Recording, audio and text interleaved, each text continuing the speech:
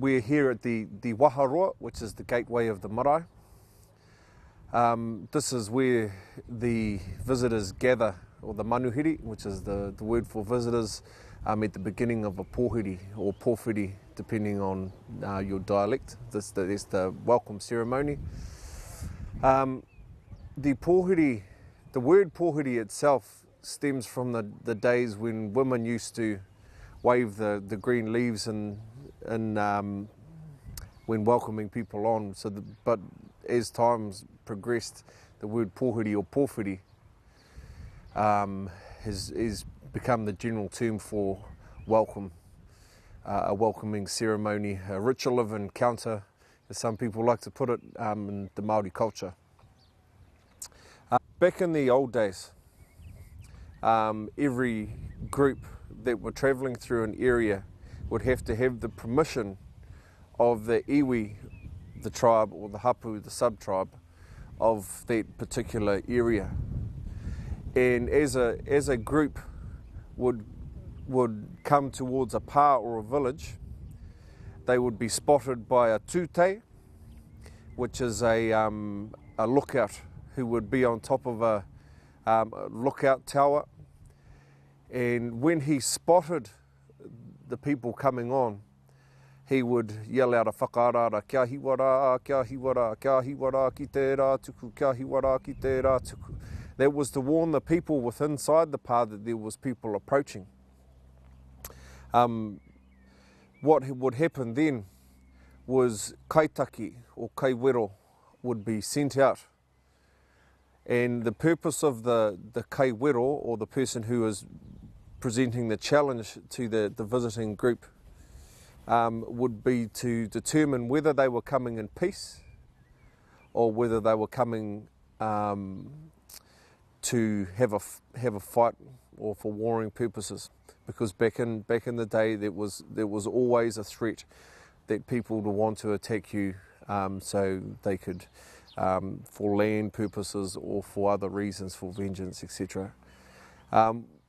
The kaiwero or the kaitaki, the challenger, would place down a offering. If that offering was accepted by the visiting group in a certain manner, then the home crowd would know that they are coming in peace.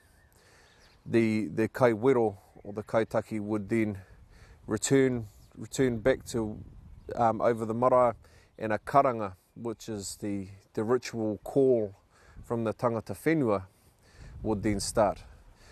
These days, the wero, or the ritual challenge, isn't done for those purposes, obviously, because times have changed.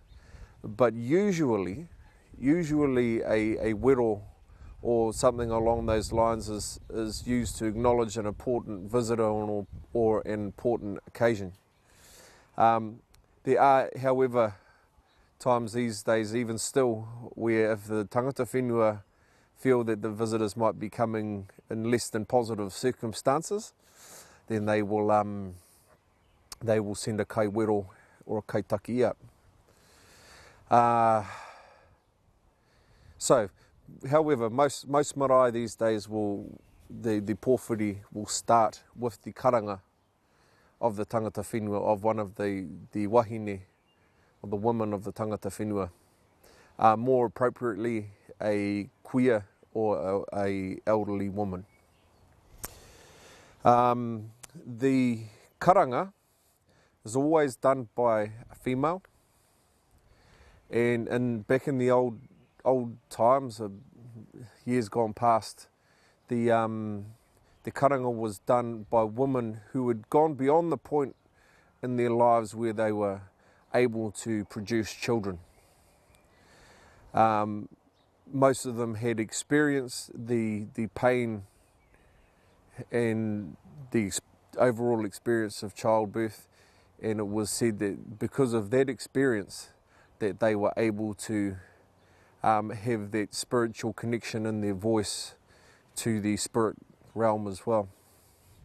The first karanga that goes out is for the group to ascend onto the marae, and so the group manuhiri or the visitors will start to walk onto the marae. The next karanga, and this differs from area to area, will be to those who have passed on. As soon as the karanga begins, the marae is tapu, it is sacred because of the presence of the ancestors during the pōwhiri. So the second karanga will be to the dead who are present at the time. And it's at that point where the manuhiri will pause on the marae, bow their heads, and in a quiet time acknowledge the presence of the ancestors who have passed beyond the veil. The third karanga, and there's not always just the three, but here the third karanga will be the final one to bring the group onto the marae.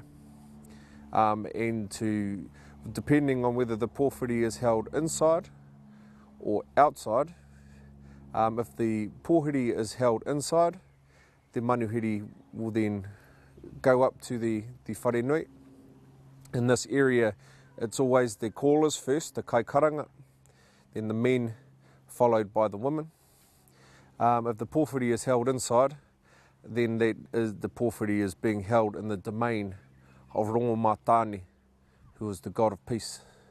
Now Rongomatane, because this is the kawa or the protocol here, as you enter the door, first of all the men will hongi with the group who are there, followed by the women.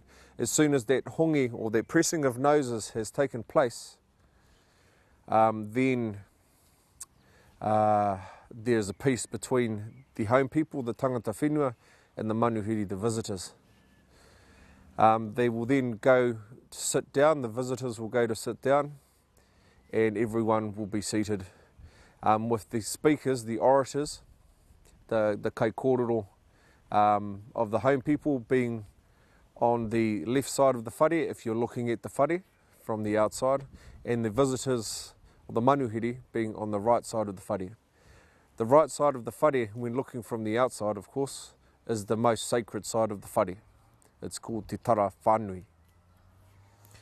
The tangata whenua speakers will then begin their speeches, which begins with a whakaarara or a tauparapara. Now the whakaarara or tauparapara can be a traditional prayer. It can be something that is used to awaken the senses of the people who are listening to the orator. Following that is a acknowledgement of the creator or creators. Many people in modern times will greet or acknowledge the Christian God, and many people also these days acknowledge the traditional gods, Rangi Nui, the Sky Father, and Papa Tuanuku, the Earth Mother.